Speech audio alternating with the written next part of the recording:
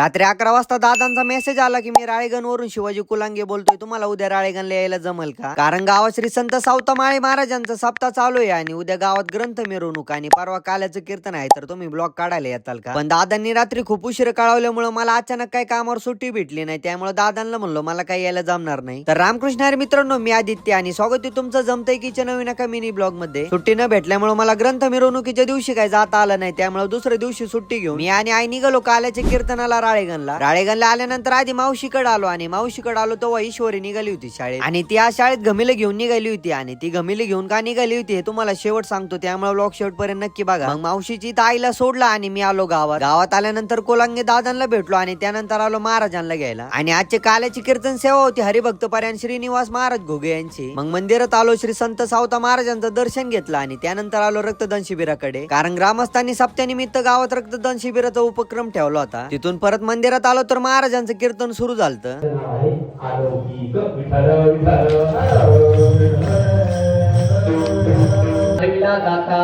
त्रैलोक्याचा अलौकिक कृती करणं याचं नाव आहे नवल. सावता महाराजांचं हे नवल आहे. त्यांनी परमात्म्याला हृदयात साठवलं. हे संतांचं नवल, हे संतांचं नवल आहे. आपल्या हृदयामध्ये गाईचा गोठा, दुसऱ्याची शेती, दुसऱ्याचं घर, दुसऱ्याचे बांधपुरणी, आपल्या हृदयात हे साठवलं.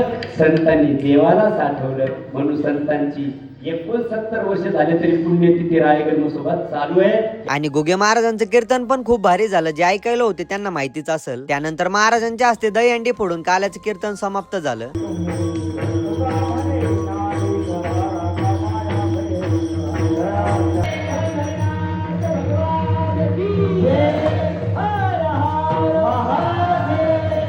आणि आज ईश्वरी शाळेत जाताना घमिले घेऊन गेलते, कारण आज सप्त्याच्या पंक्तीत वाढायचं काम शाळेच्या पोरांकडे होतं. जेवण करायला बसलो आणि इथं मला माझे छोटे फॉलोअर्स भेटले.